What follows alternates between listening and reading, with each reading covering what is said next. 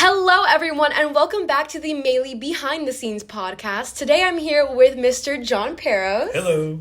He is a casting director and has been doing casting at the Maile School for quite some time. And Before there was electric and before there was a Northwest. Now we got him on here. So, other than being a casting director and in the industry, tell us a little bit about yourself. Wow, a little bit about myself. I have lived a very long, chinned and bitter life.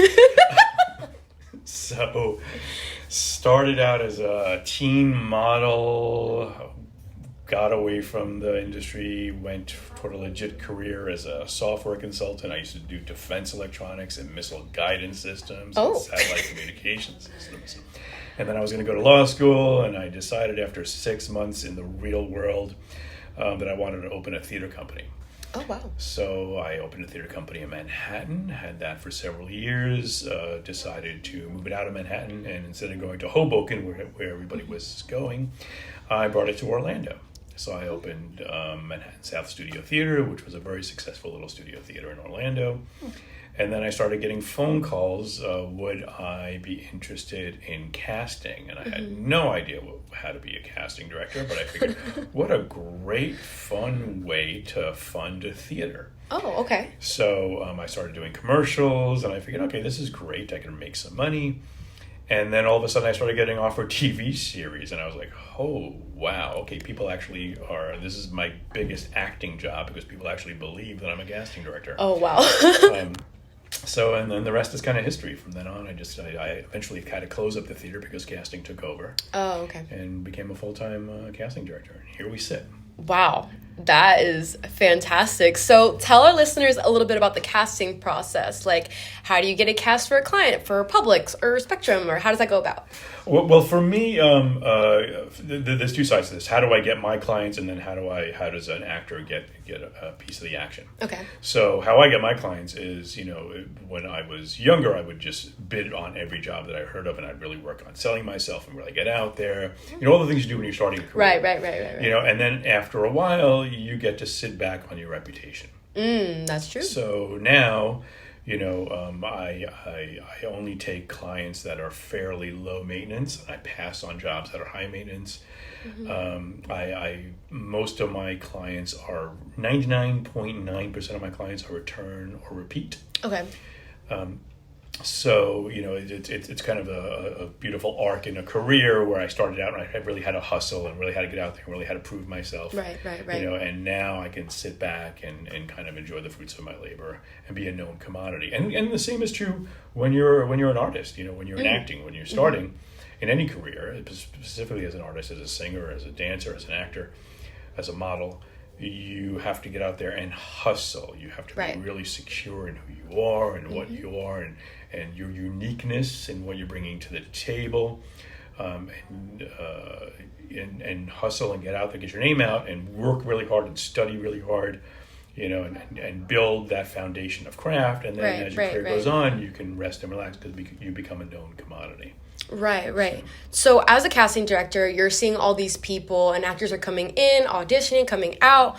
What are the most important qualities that you look for when they come into that setting? Like, what are you looking for? Sense of self. Ooh, okay. Yeah.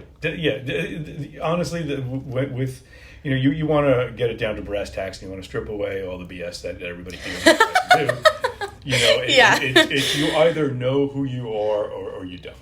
Right. You are either organic and real and vulnerable and truthful, and one of the greatest descriptions of acting that I've heard is somebody who can be honest in a dishonest situation.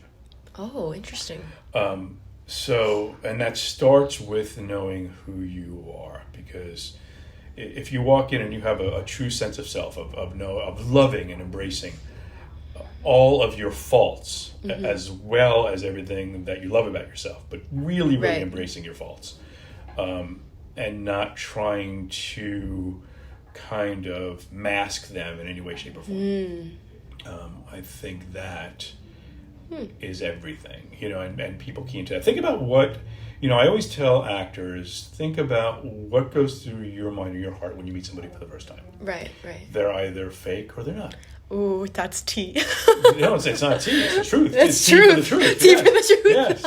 Yeah. Wow. So it's and it really is that simple. So whether you're acting or modeling, you want to make an impression on somebody, you have to strip away all the stuff about the job, all the stuff about what you think works, all the stuff about what you believe other people want to see from you, anything that you're trying to emulate or follow that's not truthful to your own path, and just 100% be yourself, and that's where it starts from. That's really interesting because usually people think, oh, well, acting, I gotta be someone else. I've gotta fake this and I've gotta kind of create this character. But that's so interesting that it goes deeper than that. It has to go deeper than that because acting is an extension of yourself. Right. Yes, okay. It's not a denial of yourself. Interesting. Okay, does that make sense? Yeah, no, I love that. I love that perspective of it because usually people are like, "Oh, well, just get into the character and then create the character." But like that's good. It's got to be an extension of yourself. Wow, it has to. The foundation from which all your characters, and now we're talking about acting, when all your characters are built on, is yourself. It's a version of wow. Yeah. Okay. Well. And now the truth. Now you could take that and you could extend it over to modeling and commercial acting as well. Right. So, but they're all variations on the same idea. You have got to embrace everything about who you are inside and out at this very moment in time. Wow. Yeah, that's fantastic. How about like the red flags? Are there anything that kind of steer you away from seeing that person enter the room and you're just like, no, this is not it? You can tell when people are just petrified. You can tell a lot now, when they were in the room pre-COVID, when everything was in the room, and now post-COVID, where some things are in the room, but some many audition opportunities are now via self-tape. Interesting, yes. Or submissions. But something that translates are people that just look petrified, or just look scared, or look like they have an incredible amount of self-doubt. And if you don't think you deserve to be considered for this, we're not certainly going to believe you deserve to be considered for this. So an inner confidence, and again, this all goes back, inner confidence is built on self-love. So it goes back to the foundation of what we were just talking about. You really have to embrace everything about yourself. Yeah. And we are the worst judges of ourselves. We are the hardest critics of ourselves. Right, exactly. So how do you do that? But you have to make that choice. You have to quiet all the little voices in your head. All those little voices of self-doubt. And that's tough. It's a lot of people struggle. It's hard in any, and not even in the arts, and in life. In life, it's hard for people. Yeah. They can't quiet those voices. Or they do it the wrong way. That's where you get of substance abuse. Which is prevalent in the arts. Of course. Yeah, Wow. That is I've been acting for a while, but I've never heard that perspective, and I love it. Because you have somebody who's old and jaded and bitter. Oh my gosh. I've been around many blocks. In fact, I've built several of them. So. Oh my goodness. Well, okay, so we know that you work here at the Maile School as a casting director. The Maile School, yes. I glommed onto these to Debbie years ago. I had an office on the back lot of Universal for many years. Oh, I didn't know that. Okay. Yeah, so when I was looking for an alternate space closer to downtown, it came up that Maile and Debbie Tapia wanted to partner, and we did, and it was kind of just great.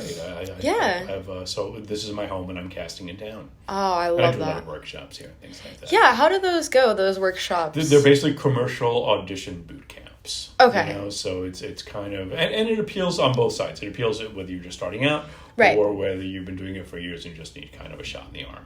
That's good. Especially for people who need that little boost there. That's fantastic. That's just kind of like a one shot. You go once, you learn what you need to know, and get it back out there. Well, and that's what I do. So I do true. now commercials. I mean, I don't do as much long form television or movies. I'll do some I don't enjoy the process. I enjoy the process of commercials much more now.